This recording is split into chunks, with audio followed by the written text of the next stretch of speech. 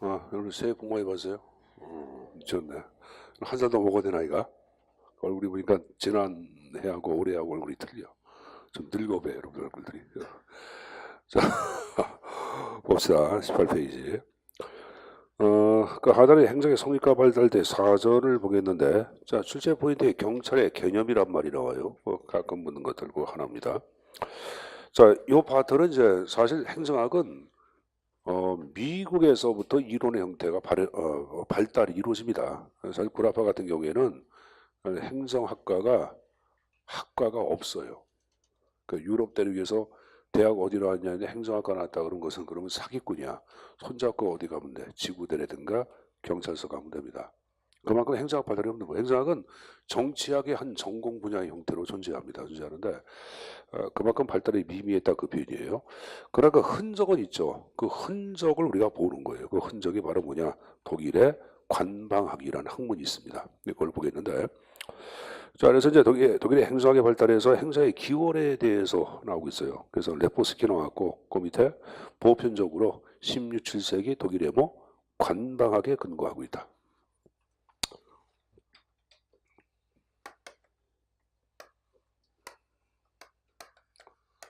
자, 관방학에서 관방이란 말은 이거거든. 이걸 번역할 때는 우두머리에 측근 이런 말이야. 이거는 지포자에서 뭐는 이렇게 된 거야. 부수가 중복되는데 빼버린 건데 집 밑에서 방위를 담당하는 수호무사야. 대갈통의 수호무사. 그러니까 여러분 굳이 얘기하면 우리나라 비서, 응? 비서 이게 관방학이야. 그럼 관방학은 바로 뭐냐? 누구의 우두머리가 누구냐? 절대 왕정을 얘기합니다. 그러니까 절대 왕정의 수행비서 역할을 하는 학문이에요. 그 절대 왕정을 위해서 만든 학문이다 그 표현이에요, 여러분들. 자, 이 독일 당시 프로시아 그랬죠. 프로시아는 구라파에 있는 여러분들 영국, 스페인, 여러분들 프랑스 이런 국가들은 14, 15세기경에 절대 왕정 체제가 이미 구축이 되고 확립이 다 끝나. 근데 프로시아는 16세기, 17세기가 되더라도 절대 왕정 체제 구축이 안 됩니다. 그럼 그러니까 빨리 통일 국가 만들어서 절대 왕정 체제를 만들어야지 국가가 힘을 발휘할 수 있잖아. 그래서 그러면 절대 왕정 체제가 구축되기 위해서 누구의 도움이 필요할까? 당시에 여러 세력으로 분할된 봉건 영주의 도움이 필요하겠죠. 그래서 이 봉건 영주들의 조력을 얻기 위한 학문으로 만들어져. 관방학 서문에서 뭐라 그러냐면은 봉건 영주가 절대 왕정 체제 구축에 도움을 주면은 절대 왕정이 이 봉건 영주를 위한 지상 낙원의 건설을 이렇게 약속을 해.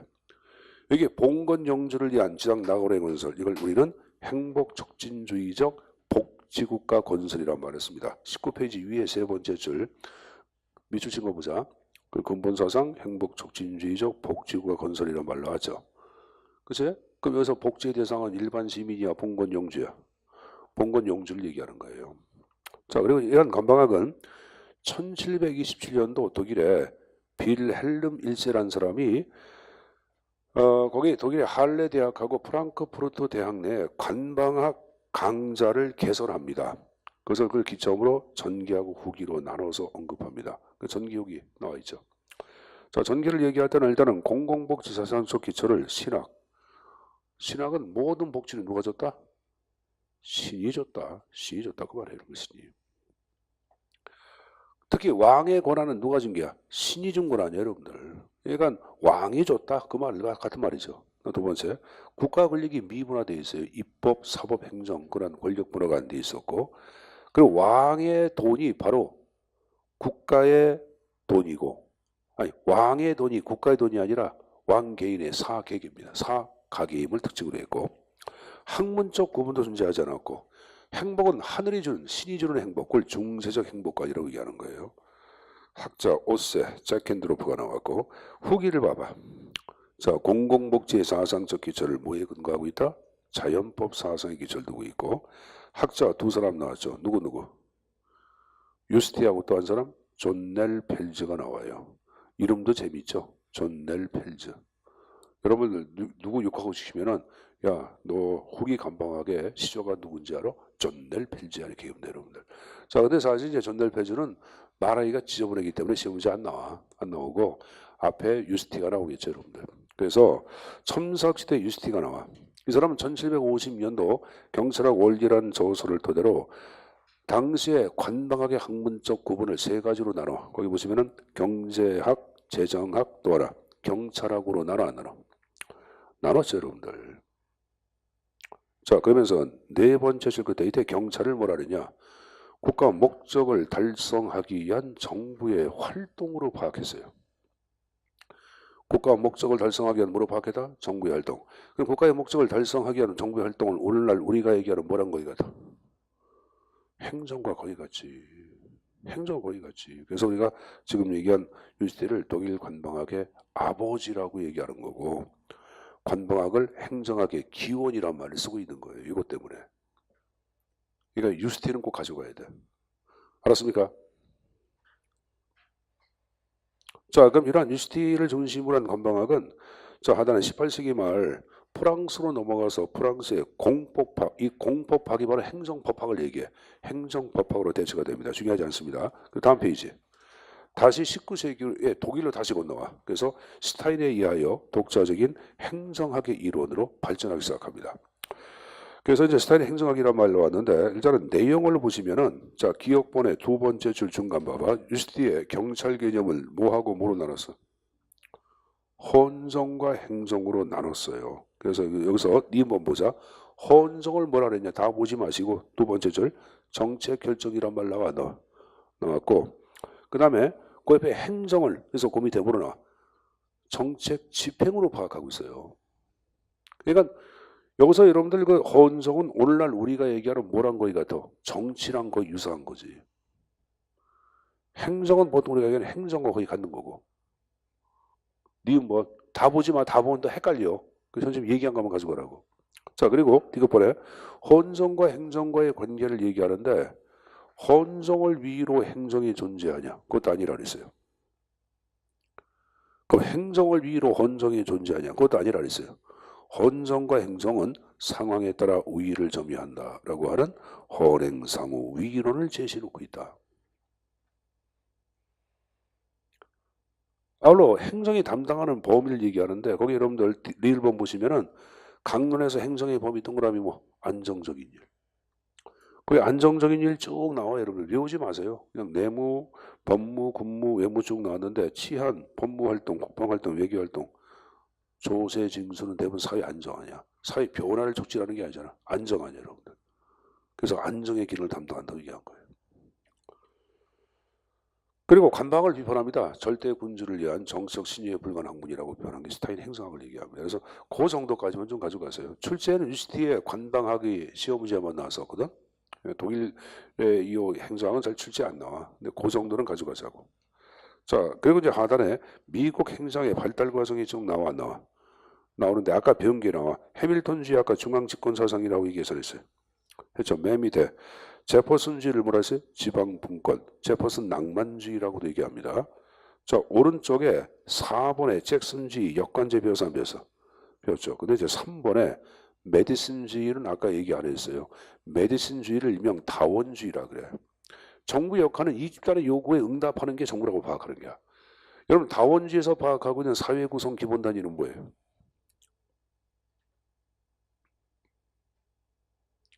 다원주의에서 파악하고 있는 사회 구성의 기본 단위. 여러분 사회 시간에 사회주의하고 미안합니다. 자유주의하고 다원주의 안 배워? 사회 시간에? 정치 법에서 나올 텐데.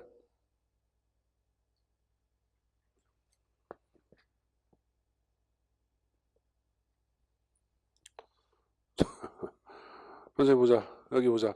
자유주의는 사회 구성 기본 단위가 개인이고 다원주의는 이익 집단이야. 그러니까 여러분들 그거만 차이점이야. 그러니까 국가는 별게 아니라고 파악하는 거야. 개인의 이익을 위하여 이익들의 요구를 위해 국가는 존재한다고 파악하는 거야. 그래서 국가는 이익들의 요구 자체를 중간에서 잘 중재하는 게 국가의 역할이라고 파악하는 거야. 그래서 이제 매순주의를 다원주의라고 얘기합니다. 매순주의 자체가 출제 한번 나왔었죠, 여러분들. 그러니까 요 뭐 네 가지 형태의 용어들은 어쩔 수 없이 좀 숙제에서 가져가셔야 합니다. 알았습니까? 9급에 한 번, 7급에 한 번 나왔던 내용입니다. 내용 좀 가져갈 거. 자, 봤으면 됐습니다. 이제 넘겨서 장을 바꿔서 챕터 2의 현대 행정국가의 성립까지의 특성을 또 정리를 하겠습니다. 자, 1절의 행정국가의 성립과 특성 보시면 이제 별표가 나오고 있는데, 자, 그 출제 포인트 2번에 21세기 현재 아니야 국가 형태 표현 양식하고, 그 다음에 이제 4번에 현대 행정의 특징을 묻는 건 나왔죠. 그 밑에 파악했은 법칙도 별표 하나 적어놓으세요. 그래서 2번과 4번과 5번이 C급 정도 된다고 보시고 내용 정리될 필요가 있습니다. 자, 그래서 먼저 정리할 것은 그 국가 간의 변천에 관한 내용이 쭉 나오고 있는데,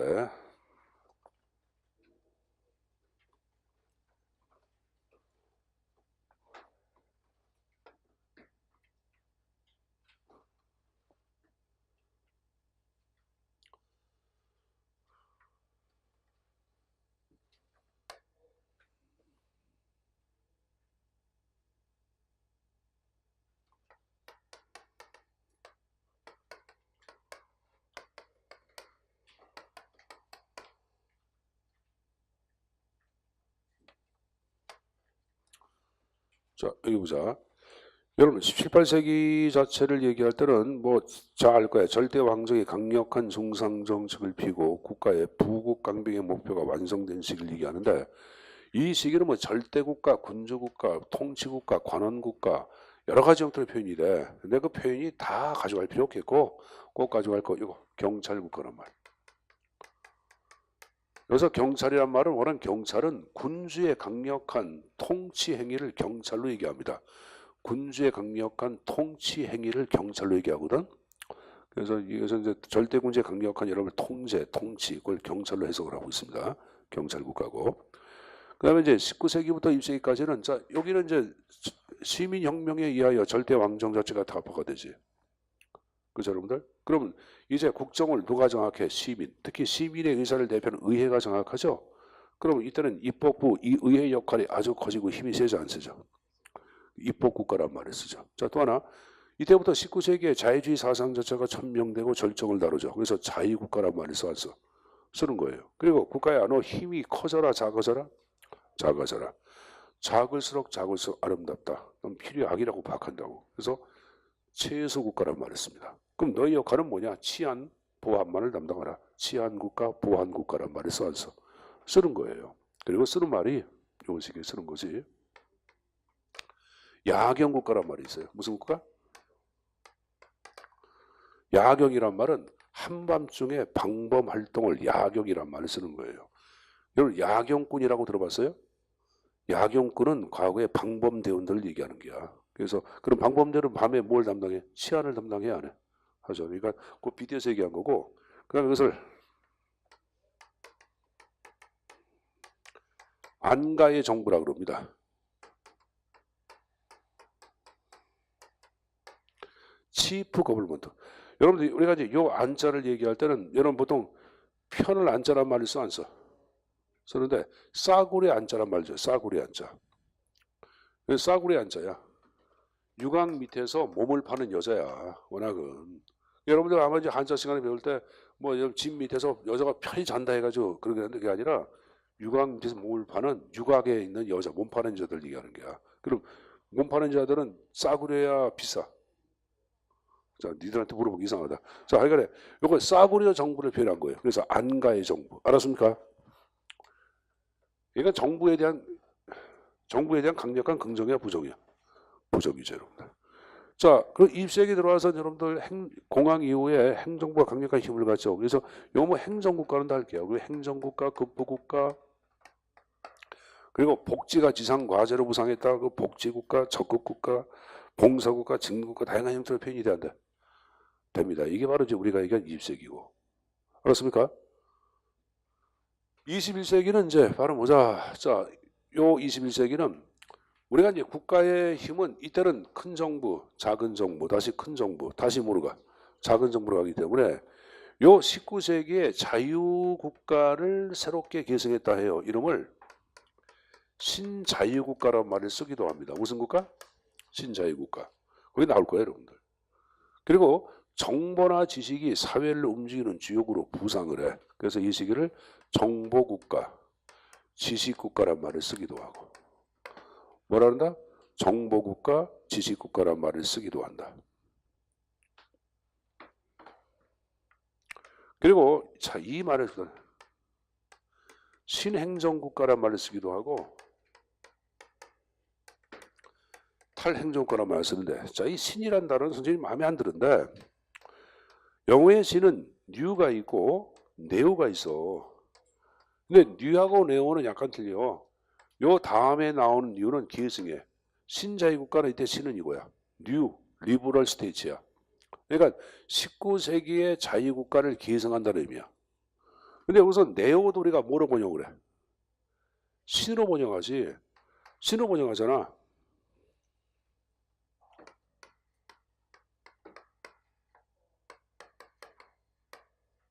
이걸 뭐라고 번역을 해? 네오 막스주의. 신마르크스주의. 신막스주의 자체를 얘기할 때는 막스의 사상 자체를 비판한다고. 막스의 사상 자체, 칼 막스 사상은 유물론적 변증법적 유물론에서 인간의 본성 자체를 악하고, 여러분들 지금 얘기한 식으로 물질로 해서 그래. 그걸 변증법적 유물론이라 그래. 근데 이들은 그건 인간 소외를 가져온다고 비판을 해. 그러니까 인본주의의 근거를 둔 막스의 이론을 새로 해석한 거야. 그러니까 요 단어란 말은 항상 나오면 나오는 이걸 비판해. 그러면 네오란 말은 뒤에 나오는 말을 비판한다란다. 그래서 이때 신은 요 네오야. 요 네오. 없을 수가 없어. 선생님 이거 어떻게 해석한? 내가 선생님도 이거 싫어 그래. 이 번역이 싫다고. 근데 학자들이 번역해놨어요. 이렇게. 선생님이 아무리 여러분들 그 번역 이상하다고 얘기해더라도 여러분들 그게 뭐 말이 돼? 말이 안 되지. 이 말을 쓴 분은 서울대학교 행정대학원의 정영덕 교수라고 있어. 이분이 쓴 건데 이분은 이제 고등학교 선배야. 근데 뭐 이런 분들은 뭐 하늘에 있는 별 같은 분들이고, 나해 같은 경우에는 여러분들 지하에서 강의하는 모래에 불과한 건데 내가 뭐라 그러면 말이 돼 안 돼? 말이 안 되죠. 그러니까 우리는 그대로 학자를 쓴 표현을 가져갈 수밖에 없어요. 그러니까 이때 시는 요 표현은 행정과에서부터 벗어났다고 생각하십니다, 여러분들. 알았습니까? 이거 지울게. 이거 설명하는데 시간 걸려서 아주 싫어. 그래서 그다음 세 번째, 요 시기 기타. 자, 작은 정부니까 계약을 토로 정부 역할을 민간으로 넘겨 안 넘겨? 계약국가. 계약국가에서 파악한 정부는 힘이 큰 거야, 작은 거야? 그래서 그림자 같다 해서 그림자 국가 이렇게 얘기한다고. 알았습니까? 그 다음에 기타 여러분들 연결망 정부란 말에서 정책 연결망 정부, 핵심 행정부.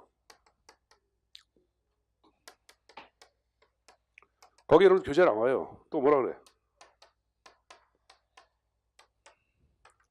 공동화 국가. 교재 나와. 공동화 국가. 이 공동이란 말은 여기 보자. 이렇게 써. 우리가 여러분 도심 공동화 현상이란 말이 써 안 써? 그 공동화란 말은 비어간다 그런 말이야.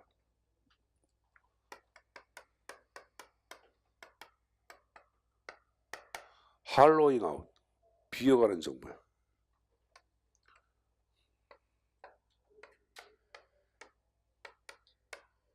중앙정부, 지방시장, 시민사회가 있어. 그럼 중앙정부의 권한을 지방정부로 힘을 비워가. 쌍으로 힘을 비워가. 시민사회 힘을 비워가. 그럼 힘을 비워간다는 것은 공동화냐? 그럼 어떡하냐? 이제 연계망을 형성해서 국가 운영을 중앙정부뿐만이 아니라 지방정부, 시장의 기업, NGO도 참여, 국정을 공동으로 관리해. 그래서 이것을 연결망을 만들었다. 정책 연결망 정부란 말을 쓰고 있는 거예요. 국정을 공동으로 관리한다. 신국정관리국가. 그래서 그럼 여기서 정부의 역할의 핵심 뭐가 되냐? 핵심. 이때 정부 역할은 방향 잡기 그리고 조정. 그럼 여기서 하는 정부 역할은 뭐냐 하면은 방향은 잡아주는 게 어떻게 가? 이정표 이렇게 잡아주고, 또 하나 이래간에 갈등이 있으면 갈등의 최종 조정자가 되는 조정의 기능이 핵심적인 정부 역할로 바뀌어. 이걸 무슨 걸 하나? 핵심 행정부란 말을 씁니다. 뭐라 한다? 핵심 행정부. 그래서 이게 바로 21세기에 관한 표현 양식을 얘기하는데, 그리고 꼭 가지고 갈게 규제국가란 말을 가지고 가야 돼. 거기 여러분들 22페이지 맨 밑에 끝에 규제국가란 말이 나와. 나오지. 이상하죠? 이상할 수밖에 없어요. 선생님이 이상해. 근데 이때 규제를 계속해 줘야 돼. 선생님이 이걸 쭉 보다 보니까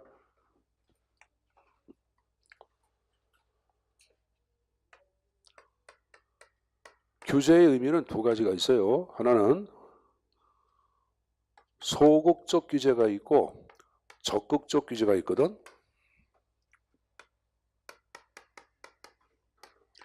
여기서 파악한 여러분들 이 규제는 시장에 대한 정부의 규제를 얘기하는 거야.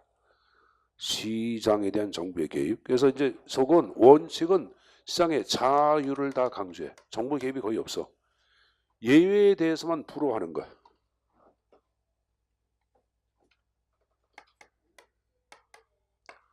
소극이야. 정거꾸라 원칙은 불허야. 예외가 자율이야.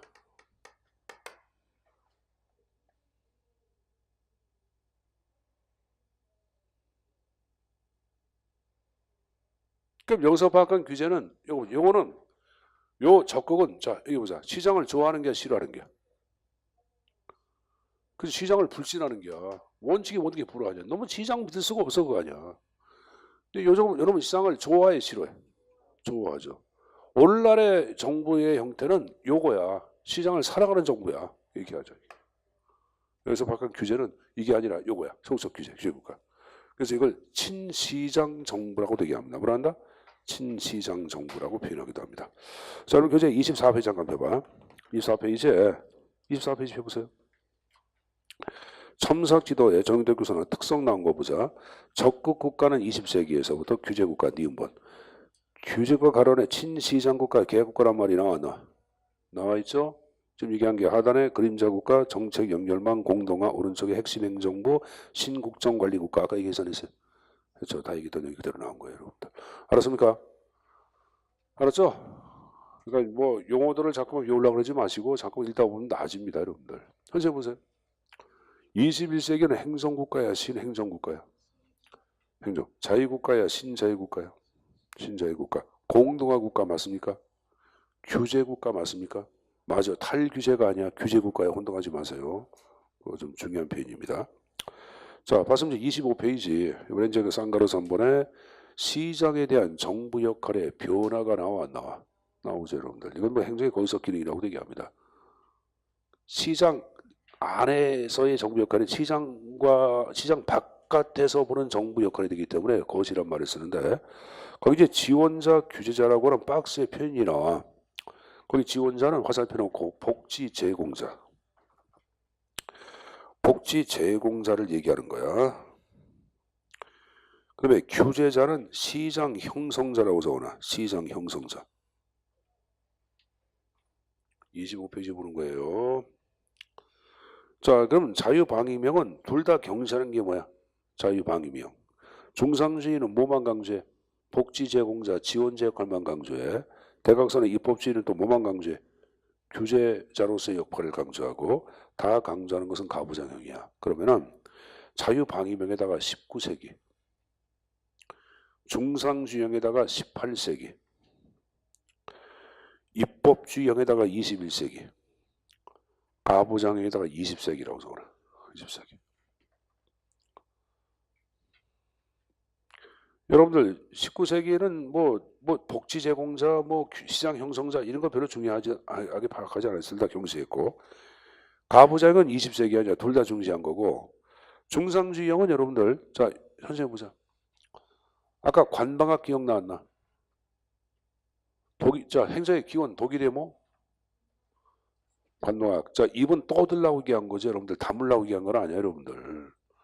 현재 보자. 공부하는 사람들이 좀 여러분들이 좀 현재 좀 생각을 잘못하고 있는 게 공부도 투쟁이야. 전쟁이야. 여러분 지금 전쟁터에 서가지고 총 들고 막 뭐 하는 거야 지금 여러분들. 그래 안 그래요? 그렇죠. 좀 보이지 않는 전쟁 아니야. 그럼 여러분들 살기에 생존을 해 몸부림이 되기 때문에 일단은 적극적으로 저돌적으로 해야지 그냥 뭐 방어식을 해야 되면 다 총 맞고 죽어. 지금 어쩔 수가 없어. 우리가 사는 게 생존 게임이고 정글의 법칙이 지배받는 사회 아니야. 지금 어쩔 수가 없다고 여러분들. 그러니까 좀 힘들어도 그냥 열심히 적극적으로 공부하다 보면은 공무원 무조건 되니까 저돌적으로 하라고 말씀드린 거예요. 입으로 자꾸만 배내고. 알았습니까? 그래야지 여러분들 빨리빨리 좀 가져가. 수업 시간 1시간 하는데 어떤 사람은 1시간에 80%를 가진 사람이, 어떤 사람은 60% 가지고 40% 가진 사람이 있어. 그럼 여러분들 당연히 80% 가진 사람이 잘하는 게 못하는 게야. 잘하는 거예요. 우리는 80%를 가져가도록 해야지. 40% 50% 가져가면 여러분들 경쟁자에서 경쟁 상대에서 뒤떨어져 패배자가 돼. 패배자는 시험에서 부터 떨어질 수밖에 없는 거예요.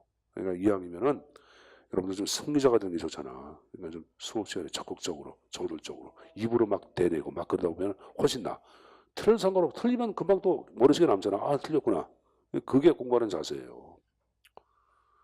그렇게 해보자고 말씀드리는 겁니다. 선생님이 수업을 진짜 계층을 초등학생은 안 해봤어. 근데 중학교, 고등학교, 대학교, 뭐 대학원, 박사과정까지 수업 들어가 선생님이. 그러니까 계층을 다 들어가. 다 들어가다 보니까 수업할 때 보면 공부 잘하는 학생들의 특징이 뭐냐? 적극성을 이만해. 그렇지 못한 사람은 틀려. 그러니까 좀 이 학원도 마찬가지야. 고시학원도 보면 여러분들 공무원 시험 합격하는 사람은 합격하지 않은 사람이 분리가 되는데 적극적으로 하는 애들이 합격을 해. 자, 합시다. 여러분들 아까 제가 독일의 관방학 기억나잖아. 관방의 근본 사상 아까 뭐라 그랬어요? 교재 보고 그럼. 교재 앞쪽으로 봐봐. 근본 사상 얘기해봐. 행복 촉진주의적 복지국가 건설. 기억나?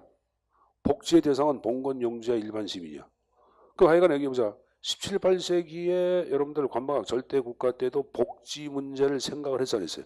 했죠. 다시 원위치 25페이지. 아까 복지 제공자, 지원자 기억나나? 그러면 이때는 여러분들 18세기는 지원자, 복지 제공자, 정부 역할을 강조했다 안 했다? 강조했죠. 그래서 높다가 나온 거예요. 근데 시장이란 단어는 사실 19세기부터 시장이라는 단어가 탄생을 하는 거예요. 이전까지만 시장이라는 단어가 존재하지 않았어요, 여러분들. 그러니까 시장에 대한 관심은 이 당시에는 없었겠지. 그래서 시장 형성자, 규제자 낮다란 말이 나온 거예요. 그 말 이해했어요? 우리가 가운데 손가락을 뭐라 그래요? 중지라 그러죠? 중지, 중상주의형 지원자, 중지. 그렇게 해도 지원자 역할을 강조했다. 그럼 나머지 입법주의형은 뭐예요, 여러분들? 선생님 보자. 하나만 더, 선생님 보자. 제가 우리가 작은 정부 형태를 많이 강조해요. 작은 정부를 하면 항상 정부의 기능 가운데 뭐를 축소를 해? 박근혜 정부하고 여러분들 저 이명박 정부 때는 보수주의 정권 아니야, 여러분들. 자유주의 시장경제 아니야. 그럼 이때는 여러분들 뭐를 축소했어요? 복지. 복지를 굉장히 축소를 해. 복지. 그러니까 복지를 경시한다는 것은 지원자의 역할은 경시한다란다? 한다 그런 말이에요. 그렇지만 시장을 사랑해 좋아해. 그래서 시장 형성을 위해서 어떻게 규제할 것인가에 대한 관심을 기울여. 그래서 우리 규제자는 그렇게 해석해야 돼. 시장 형성을 위해서 어떻게 규제할 것인가에 대한 관심을 기울였다. 이게 바로 입법주의형 21세기를 얘기하는 거예요. 좀 어렵지만 그래서 그 형태는 정리해서 가져가셔야 합니다. 알았습니까? 자, 봤으면 다음 페이지 행정의 기능에 관한 정책이 나왔는데 자, 그지 마샬 디몽이 파악한 기능 4가지 형태가 쭉 나오고 있어요. 보호, 규제, 원호, 직접 봉사가 나왔는데 박스 보세요. 보호로 갈수록 여러분들 행정 본래의 고유의 기능, 고전적 기능, 소국, 권력, 질서 유지. 속은 최소한 국민의 안전을 보호해야 다녀야 돼. 해야지. 그리고 직접 봉사로 갈수록 고유보다는 파생적 기능, 현대, 적극, 비권력, 봉사 성격하다. 박스 나왔나? 나오죠. 지금 우리가 26페이지 박스 본 거야. 출제 논점은 크진 않지만 한 번 정도는 우리가 알고 가야 돼. 체크해 두시고. 쌍가루 3번에 일반적 기능이 2가지가 나와. 뭐하고 뭐? 소극하고 적극. 자, 일단은 소극적 기능은 피골질하는 사람 얘기하는데 사회 안정의 기능을 얘기해. 무슨 기능? 안정의 기능. 치안, 외교, 국방, 조세, 징수, 규제, 보호에서 쭉 나서. 그건 안정이야, 안정. 치안, 외교, 국방, 규제, 보호, 안정 아니야. 근데 적극은 아담스가 얘기하는데 변화 촉진이야. 거기 뭐가 나왔어요? 건설, 변화되지. 교육, 가치관태도 변화 가져와 안 가져와. 개발, 알았습니까? 이거 시험지 나왔다. 특히 여러분들 교육은 뭐야? 적극이야, 소극이야? 적극이야. 그래서 소극적 기능에 이거 집어넣고 고른 문제가 나왔었어. 내용 좀 숙제해서 가져가십시오. 알았습니까? 쌍가루 3번하고 쌍가루 1번만 정리해서 가져가십시오. 자, 봤으면 바로 27페이지 하단에 현대 행정국가의 특징이 나오고 있는데, 이건 출제가 세 가지 가닥으로 나옵니다. 일단은 현대 행정의 양과 질을 구분시키는 문제가 한 문제고, 두 번째 일반적인 특징 묻는 거, 그리고 파킨슨 법칙이라고 하는 공무원수의 증가이라는 법칙이 있어요. 그걸 묻는 게 이렇게 시험 문제 나오거든. 자, 그럼 이제 여러분들 27페이지에 양적인 면의 특징이 나왔는데, 양은 표현 양식이 양으로 표현이 돼. 거기 여러분들 1번에 확대 동그라미, 2번에 확충 동그라미, 3번에 맨 밑에 수의 증가 동그라미, 다음 페이지 팽창 동그라미, 증대 동그라미. 끝에 이러한 표현 100% 양이야. 다음 중 현대 행정 국가의 양적 특징이 아닌 것. 1번 행정의 복잡화. 몇 번? 1번이야. 증가, 팽창, 증대, 확충, 확대로 표현돼야지 여러분들. 알았습니까? 됐죠? 뻔한 문제예요 여러분들. 자, 그리고 이제 28페이지 질적인 면에서의 행정의 특징이 나오는데 우리는 꼭 두 가지를 가져가야 돼. 6번의 신중앙 집권화 별표, 7번의 광역행정 별표. 이 두 가지가 우리가 얘기하는 일반적인 특징을 파악할 때 함정파는 문제가 나옵니다. 자, 그럼 신중앙 집권화가 무엇인가 말씀드리겠습니다. 다시 실판을 좀 봅시다.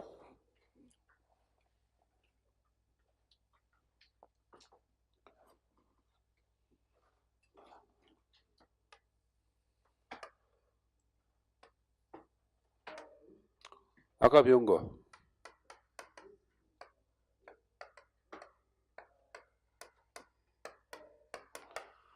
여기 절대 왕정, 경찰국가 기억났나? 맞죠? 그 이때는 이런 절대 왕정을 중심으로 강력한 뭐야? 중앙집권. 19세기는 작은 정부 아니야? 국가 힘이 약해졌잖아. 그건 뭐야? 이때는 지방분권이야. 그러나 얘기해보자. 공항 대전 이후에 국가능이 망가졌지? 그 행정에 강력한 힘을 가져. 새로운 형태의 집권. 이게 신중앙 집권화야. 그러니까 20세기 현대 행정국가의 특징은 신중앙 집권화지 분권화 지방 분권화면 X가 되는 거야. 혼동하면 안 돼요 여러분들. 알았어요? 20세기. 근데 여기 보자. 현재 우리가 살고 있는 것은 20세기야 21세기야. 21세기 아니야. 그래서 큰 정부야 다시 작은 정부야. 그래서 이때 들어온 게 다시 지방 분권화로 가. 그래서 여기서 함정파는 거야. 그러니까 현대 국가를 21세기로 볼 때는 신지방 분권화가 맞아. 20으로 볼 때는 신중앙 집권화가 만든 거야. 이런 문제는 어떡하냐? 사회과학은 항상 상대적이야. 절대란 말은 안 써. 그래서 여러분들 다음 중 이렇게 나왔어요. 현대 행정의 특징이 아닌 것. 1번 공무원 수의 증가, 2번 재정 규모의 팽창, 3번에 복지 정책의 증가, 4번 나온 게 행정의 분권화. 그럼 정답이 몇 번이야? 4번이야. 왜? 1번과 2번과 3번은 다 큰 정부 아니야. 4번만 작은 정부가 되기 때문에 4번이 맞는 거예요. 분권화가 된 신중앙 집권화가 맞겠지. 근데 1번 나온 게 여기 보자. 1번 나온 게 규제 완화, 2번에 민영화의 활성화, 3번, 4번 나왔어. 그때 정답이 뭐로 바뀌어? 이때는 3번이 돼야 되지. 왜? 규제 완화, 민영화, 분권화는 큰 정부야, 작은 정부야? 작은 정부고 복지 정책의 증대만 큰 정부 아니야. 둘 다 시험 문제, 기출 문제야. 최근에 나온 거. 그러니까 문제를 내는 사람의 의도에 따라 틀려. 그래서 항상 현대 행정의 특징이 이렇게 나올 때는 밑에 있는 보기 갖고 답의 형태를 찾아가도록. 알았습니다? 그렇게 할 수밖에. 이건 어쩔 수가 없어. 그렇게 해야지 여러분들. 그래서 그건 그렇게 좀 정리해서 가져가라고 말씀드린 거고. 7번의 광역행정이란 말은 광역은 구역과 구역을 통합한다 해서 광역이야. 구역과 구역을 통합하는 묶을광자야. 광개토대양 넓힌다 통합한다 그런 말이거든. 자, 오늘 교통통신의 발달은 구역과 구역을 통합해서 처리할 각종 지방행정 문제를 발생을 시켜 안 시켜? 아, 시키잖아요 여러분들. 현실 보세요. 지금 여러분들 송도에서부터 어디까지? 뭐 어디까지 뭐 서울 어디까지 뭐 만다며. 성도 사는 사람? 성도? 성도? 뭐 하나 만드는 것 같은데. 그 하여간에 여기 뭐 여기 예를 들어서 여기 성도에서 용산이라고 가정해 보자. 어? GTX 고속 이게 뭐야? 전철. 그래서 이걸 만들면 송도에서부터 여기까지 20분 간다며. 이거 뭐 사업을 뭐 다당성 조사해가지고 사업하겠다고 하는 것 같은데. 이거 뭐 착공 들어가면 언제쯤 완공될 것 같아? 예? 이거 이렇게 생각해. 봐봐. 정부에서 5년 내 말도 안 돼. 왜 그런지 알아요? 토지 보상해야 돼. 보상하는 데만 5년 걸려요. 보상하는 데만.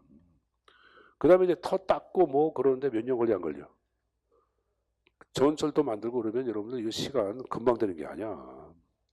신도시 만다 그러잖아. 신도시 지역 그 공사 개발하면 20년 뒤에 좀 멀쩡한 게 만들어지는 거야. 그러니 뭐 그 안에 정부 정책이 어떻게 바뀔지도 모르는 거고. 그래서 이 전시용 정책보다는 좀 다른 정책을 피는 게 어떨까 그런 생각하는데, 사실 항상 그 얘기하잖아. 그냥 저기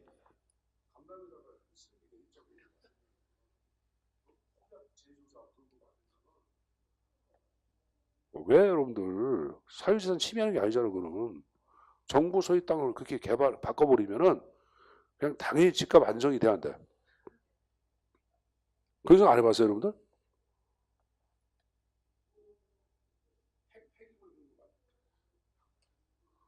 왜 무서워? 선생님 얘기가 뭐 틀린 말이야. 그렇게 해가지고 여러분들 그 안정화 정책. 그리고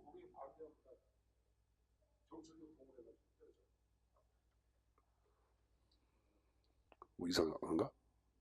자, 현재 보자. 아니면 미국으로 이민 보내든지. 미국으로. 미국 좋은 나라 아니야. 아름다운 미자. 자, 선생님 보자.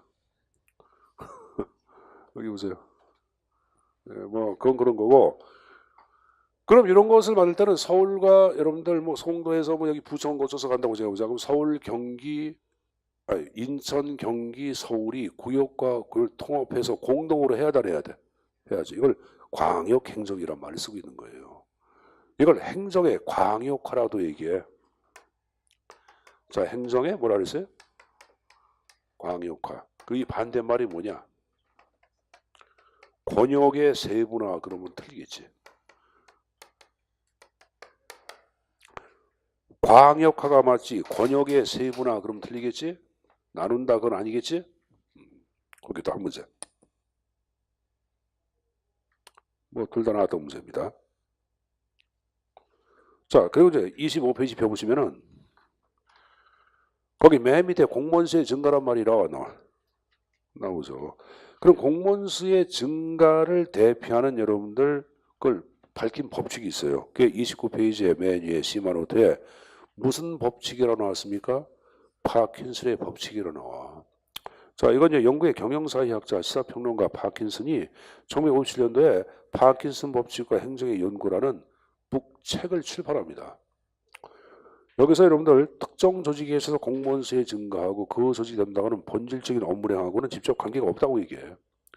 물론 연구 대상이 영국의 해군성을 대상으로 연구해. 근데 영국의 해군성은 1914년부터 40년 동안 영국의 해군성이 보유했던 함정의 숫자를 관찰해. 그러니까 뭐냐면 14년도에 가지고 있던 여러분들 함정이 550척이야. 근데 이게 여러분들 1차 대전을 거치면서 2차 지전까지 갔잖아. 이게 110척으로 무려 440척이 파괴가 돼. 110척으로 감축이 됐어. 그럼 여기 현재 보자. 그러면 지금 함정 자체는 해군성의 본질적인 업무에 들어가겠지. 그러면 이게 5분의 4나 감소가 되면은 이에 근무했던 공무원 행정 인력도 그만큼 감소가 돼야 돼, 안 돼야 돼? 해군성에 근무하는 공무원을 우리가 뭐라 그래? 군무원이라 그래, 군무원. 군무원 숫자가 감소가 돼야 돼. 감소되긴커녕 무려 78%나 증가합니다. 인력이. 78%가 아니야. 780%가 맞아요, 여러분. 왜 7.8배가 증가해? 7.8배. 그럼 780%가 맞겠지. 7.8배니까 엄청나게 인력이 증가한 게 안 한 게야. 한 거지. 그럼 특정 조직에 있어서 공무원 수의 증가는 본질적인 여러분들 업무량의 증가가 아니라 다른 요인이라고 파악해. 그 다른 요인을 밝혀내죠. 그 요인을 밝혀내기 위하여 두 가지 법칙을 제시해. 그 하나가 부하 배정의 법칙하고 또 하나 업무 배정 두 가지 형태를 제시해 놓고 있습니다. 자, 부하 배정은 뭐냐? 선생님 보자. 선생님 이제 업무를 수행하는데 선생님 보세요. 업무가 과중됐다고 부담을 느껴. 그럼 난 누구한테 지원을 받을 때 나와 똑같은 계급이나 직급에 해당되는 동료한테 지원받는 것을 심리적으로 좋아할까 무척 꺼려할까? 꺼려하겠죠. 왜 그럴까? 똑같은 계급이나 직급에 있는 동료가 올 경우에는 승진할 자리는 한정돼 있는데 나하고 뭐가 돼? 경쟁 상대가 되잖아. 나는 나보다 계급이 낮은 부하를 원합니다. 이 바로 부하 배정이야. 어? 그럼 부하가 더 써. 기분 좋아 안 좋아? 따까리 기분 좋지 여러분들 있으니까. 그러나 이러한 따까리 기분 좋은 거 일시에 지나지 않아. 왜 그러냐? 부하를 다 보니까 부하한테 지시 내리고 부하 통제하고 부하한테 명령 부하한테 보고받아야 돼. 그럼 이러한 업무는 본질적인 업무가 아니라 부하를 도움으로써 성사하는 파생적 업무죠. 이게 증가했죠. 이게 바로 두 번째 업무 배정이야. 파생적 업무야. 하여간에 파생적 업무가 증가했다. 그럼 심리적으로 여러분 업무가 과중됐다고 다시 부담을 느껴 안 느껴? 다시 부하가 늘어나고 다시 파생적 업무가 증가하고 두 가지 법칙의 악순환을 거쳐서 공무원 수는 기하급수로 증가한다. 이 바로 파킨슨 법칙을 얘기하는 거예요. 그러니까 부하가 증가하는 것은 본질적 업무량과는 관계없이 뭐다? 심리적 원인이죠. 그래서 나온 게 5분의 심리적인 원인이란 말 나온 거예요. 알았습니까? 그러나 파킨슨 법칙 비판을 봐도 어떤 비판이냐? 자, 현재 보자. 국가 비상사태. 요새 우리나라 같은 경우에 이제 비상사태라는 얘기 하잖아. 그 실업 문제, 여러분 사회적인 문제로 구상을 했어 안 했어요? 했죠. 그럼 이런 문제를 해결하기 위해서는 정부가 모범 고용주가 돼가지고 많은 인력을 공무원으로 뽑아 안 뽑아? 좀 뽑잖아요, 여러분. 계속 뽑고 있잖아요, 여러분들. 뭐 이게 뭐 내년도 후년도까지 계속 갈 것 같은데 하여간에 뭐 인력을 많이 뽑아요. 그럼 이것은 여러분들 어, 심리적인 요인이 아니라 국가 정책적 요인 때문에 공무원 수가 증가한다고 봐야 돼, 안 봐야 돼? 봐야 되겠지. 자, 하나만 더 여러분들. 하나만 더. 여러분들 개발도상 국가는 국가 주도의 각종 경제 성장 정책을 지다 보니까 여러분들 정부가 개입해야 할 많은 분야가 발생을 해야 해. 합니다. 그 밑에 공무원 수가 증가하는 것은 본질적인 업무량이지 심리적 요인이 아니야. 그래서 이런 개발도상 국가의 공무원 수의 증가 현상을 설명할 수 없다고 이론적 한견에 부딪혀 있는 것 파킨슨의 법칙을 얘기합니다. 알았습니까? 자, 그러나 이 파킨슨의 법칙을 거기 맨 밑에서 보시면은 피라미드의 법칙이라고 한다 그런 말 나와나? 피라미드 법칙이라고도 얘기합니다. 그래서 그 형태까지 내용 정리해서 가져가십시오. 알았습니까? 자, 그 배운 내용 잠깐 좀 정리해 보자 여러분들. 22페이지. 자, 경찰 국가는 언제야? 18세기. 야경 국가는 19세기. 신행정 국가 21세기. 탈행정 국가 21세기. 규제 국가 21세기. 자, 선생님 보자. 공동화 국가 21세기. 좋습니다, 여러분들. 자, 그리고 25페이지 하단 박스에 지원자 또 하나 뭐가 나와서 규제자. 둘 다 강조한 것은 뭐라 그래? 가부장형. 둘 다 경시한 것. 자유방임형. 자, 지원자 역할만 강조한 것. 가운데 손가락 뭐라 했어요? 중지위, 그게 중상주의형. 중상주의형의 반대말은 뭐야? 입법주의형. 입법주의형. 머릿속에 가져갈 것. 알았습니까? 자, 넘겨서 하단에 일반적 기능에 소극하고 적극 나온 거 기억나요? 자, 안정의 기능은 뭐야? 소극. 적극은 변화 촉진이야. 학자 누구야? 변화 촉진. 스미스, 아담스. 남자가 적극적, 여자가 적극적이야. 연애할 때 미안합니다. 남자친구가 하자고 연애하자 그랬죠. 남자친구가 연애하자 그랬죠. 남자친구가 연애하자. 본인이 그랬어? 한 번도 안 해봐서. 공무원만 되면 이제 줄줄 새다 오는 거예요. 자, 여기 보자. 남자가 적적이다. 가끔 여자가 적진 경우가 나오죠. 그 어디서 여자 무슨 저 차 태어나고 그 전지현이 주인공이 뭐지? 그 엽기적인 여자라 그러나 그거를? 근데 그 여자가 엽기적인 거 아니에요, 여러분? 거기 나온 거? 근데 요새는 보니까 여자가 적적인 거 많이 있더라. 뭔 대시하고 막 그러더라. 근데 남자들은 여자가 대시하는 걸 좋아해, 싫어해? 안 좋아해. 자, 여기 보자, 여러분들. 여기 보자. 뭐 좋아하는 것 같지 않은데? 여기 보세요. 좋아하는 것 같지 않은데? 좋아하지 않는 남자가 여자한테 접근하면 여자가 좋아해, 싫어해? 뭐라고 신고해? 스토커. 똑같이 스토커라고 그러거든요, 그지? 자, 이거래. 적극은 아담스야, 남자들. 그죠? 학자도 여들하고 얘기하는 거고. 자, 오른쪽에 현대 행정의 양적 특징 나왔고 질적이면 두 가지 형태로 구분되고 있는데, 자, 물어보자. 공무원수의 증가는 양이야, 질이야? 양. 재정 규모의 팽창, 양이죠. 자, 현대 행정의 일반적인 특징은 신중앙 집권한데 이것은 20세기고 21세기는 신지방 분권하다. 밑에 있는 보기를 잘 보자. 됐습니까? 행정의 광역화야, 행정 권역의 세분화야. 광역화라고 말씀드렸어요. 여러분 공무원수의 증가에 관한 법칙은 무슨 법칙? 파킨슨 법칙. 자, 교재 보세요. 두 가지 형태가 있어요. 뭐하고 뭐? 부하 배정. 또 하나 업무 배정. 이때 업무는 본질이야, 파생이야. 파생. 자, 여기 들어보자. 공무원수의 증가 현상을 이 사람은 뭐야? 심리적 요인에 근거하고 있다. OX. 오죠. 한계를 얘기해라. 뭐? 비상사태, 개발도상국가의 공무원수의 증가 현상 설명할 수 없다까지. 됐죠? 자, 독일의 관방학은 행정의 기원 얘기했죠? 자, 아까 근본 사상 뭐라 그랬어요? 행복, 촉진, 복지국가 건설. 기억나요? 전기하고 후기. 후기를 대표하는 학자 누구? 1번 유스티. 몇 번? 유스티. 유스티는 뭘 만들어내? 경찰.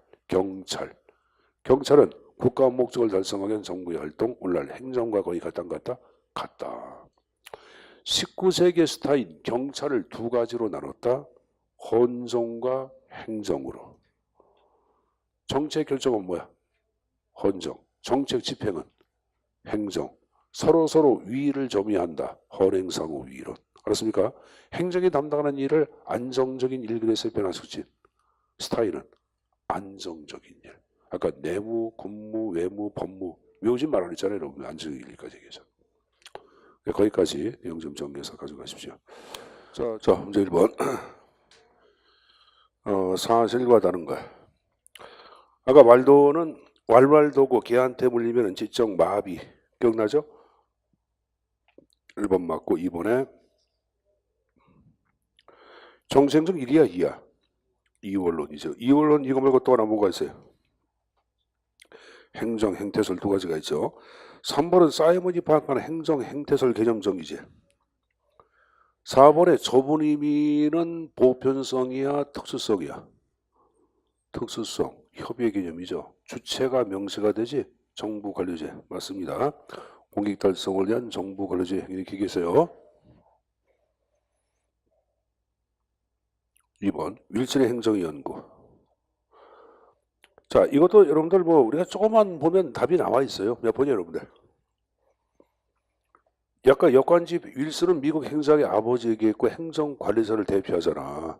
이 문제는 행정관리사를 묻는 거예요. 그럼 1번에 역관집회 국방 맞죠? 2번은 뭘 얘기해?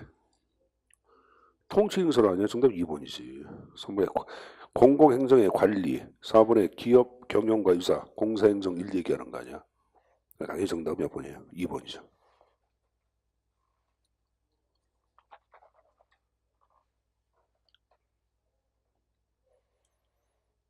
3번 공유제. 틀린 거. 1번에 배제야 비배제야? 1번은 배제하기 어렵다. 비배제죠. 2번에 혼잡 문제가 발생하겠죠. 혼잡 문제는 경합이야 비경합이야? 경합. 발생하지 않으니까 비경합을 얘기하는 거지. 근데 공유제는 경합성과 비배제성이지. 기억나? 그럼 2번은 맞아 틀려? 틀렸죠. 정부의 직접 공부보다는 규제 이야기. 그죠? 정부가 좀 규제도 해야 다녀야 돼. 왜? 적절히 보존을 해야 돼. 지나친 남획은 정부가 좀 규제 들어가야 되겠지. 그 3번은 그 편이에요. 4번에 무임승차는 과잉 소비의 문제, 자원 고갈의 위기를 가져온다 그랬지. 그 4번은 맞죠, 여러분들. 정답은 2번입니다. 자, 문제 4번. 국가 간에 대한 행정의 기능 연결사항이 잘못된 것. 1번 야경 국가 질서유지와 사회 통합 강조 맞습니까? 2번에 야경은 19세기 아니야. 입법 국가도 19세기죠. 복지 국가는 20세기지. 그럼 1번과 2번과 3번은 다 맞네. 왜 3번에 최대의 정부, 이것은 적국 국가 큰 정부 얘기하기 때문에 3번은 맞는 거고 4번에 규제 국가는 21세기 아니야. 타일점에 틀린 게야. 작은 정부 행정규제의 축소를 얘기할 때는 이건 규제국가 21세기를 얘기하는 게야. 혼동하기 때문에 문제된 거예요. 탈자 빼야 돼. 21세기는 작은 정부의 형태를 강조하는 정부가 어떻게 규제할 것인가? 이때 규제는 적극이야 소극이야? 그거 얘기한 거 아니야. 그러니까 정답 4번에 탈자 빼야 돼. 규제국가입니다. 알았습니까? 5번에 파킨슨 법칙 설명 맞는가? 자, 1번, 2번, 3번, 4번 나왔는데 4번이죠. 본질적인 업무랑 관계없다 그랬지. 두 가지 법칙 얘기해봐. 뭐하고 뭐. 부하 배정, 업무 배정. 두 번째 업무는 본질적 업무야, 파생적 업무야. 파생적 업무. 자, 문제 6번. 행정, 경영에 대한 설명으로 틀린 거. 1번, 2번, 3번. 이건 다른 거 잘 모르더라도 답이 나와야 돼. 좀 공부하시는 분들은 이게 무슨 말인지 알 거예요. 근데 아까 제가 공사행정 유사점을 얘기할 때 의협심이 강한 삼과랑 봉수 얘기했잖아. 그래서 삼과랑 관리, 관리기술, 관리요제. 그러면 3번에 관리하는 기술은 양자의 공통점이지 차이점 아니지. 정답 몇 번? 3번의 답의 형태 체킹.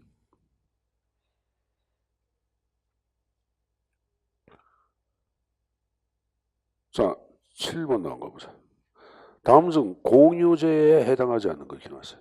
1번, 2번, 3번, 4번. 3번이 그것도 요금 내 안 내? 그게 요금제야. 그래서 3번이 다지. 8번은 안 비웠어. 8번은 근데 답은 얘기해 줄게. 정답 3번이야. 3번 권력 배분의 불공정성은 권력을 갖고 막 정부가 막 장난치는 게야. 그럼 정부가 잘못한 게야, 시장이 잘못한 게야? 정부. 그 시장의 실패가 아니고 정부 실패라고 얘기하는 게야. 알았어요? 나중에 배울 거야. 다음 주에 배웁니다. 자, 그다음에 9번도 다음 주에 배우는데 1번은 무조건 시장의 경쟁이 아니라 비경쟁으로 바뀌어야 되겠고 2번도 스타인이 아니라 경찰 얘기하는 사람 누구예요? 유스티. 그럼 3번에 메디슨주의 3번 맞죠? 4번은 왜 틀렸어요? 규제국가 때문에 틀렸네. 5번은 중상주의, 중지 맞죠? 중상주의는 지원제약을 강조하지. 그럼 뭐하고 뭐야? 3번하고 5번 몇 번? 4번 정답이 되는 거예요, 여러분들. 알았냐? 이건 뭐 1번은 뭐 경쟁이 아니라 비경쟁으로 바뀌어야 되겠고 10번 문제. 민영화와 관련된 내용이다. 올바르지 않은 걸 이렇게 나왔어요. 1번에 사회적 기업이란 취약계층에게 사회적 서비스 또는 일자리를 제공하거나 지역사회에 공헌함으로써 지역 주민의 삶의 질을 높이는 등의 사회적 목적을 추구하면서 재화 서비스 생산 이렇게 나왔고 2번에 사회적 기업은 유급 근로자 고용, 영리활동, NGO와 차이점 맞죠? 배지원이 순수한 제3중 얘기한 거 맞지? 그럼 4번 나온 거 봐. 제3 영역에는 관민협동체, 민간박물관, 시민단체, 적십자, 정부 투자기관, 군대, 준정부주의 맞습니까? 군대는 제1이죠. 거기 여러분들 준정부 용어 나온 거 봐. 쿼시 거벌먼트 올거나이전. 쿼시란 말은 유사하다 그런 말이죠. 정부하고 유사한 조직이에요, 여러분들. 준정부는 아까 정부 숫자 지분이 50% 이상이야, 50% 미만이야. 미만. 50% 이상을 뭐라 했어요? 정부 투자기관이라고 얘기했어요. 정부 투자기관은 공기업의 한 형태야. 공기업도 여러 가지가 있는데 한 형태 들어가는 거예요. 이코르가 아니라 공기업에 포함되어 있는 거예요, 여러분들. 정부 투자기관 아닌 공기업이 있어요. 정부 투자기관에 근무하는 사람들은 공무원이 아니라 일반 사원이야. 근데 이거 말고 정부 부채용 공기업이 있어. 그건 공무원이야. 예를 들어서 우체국 같은 경우에는 우체국 공무원 아니야. 우정사업부 소속의 공무원 아니야. 그건 정부 부채용 공기업이라 그래. 그러니까 공기업이 정부 투자기관보다 포괄적 개념입니다. 나중에 배울 거예요, 여러분들. 알았습니까? 자, 이렇게 받고, 자, 다음 주에는 여러분들 좀 어려운 파트가 들어갑니다. 좀 공부 좀 해야 하는 파트. 그 시장 실패, 정부 실패 현상. 그걸 갖고 또 수업을 진행할 테니 그렇게 하시고, 다음 주부터는 이제 작년을 제외한 기출 문제 좀 그 진도별로 문제를 좀 풀어보도록 하겠습니다. 자, 오늘 고생 많았습니다. 여기서 마치겠습니다.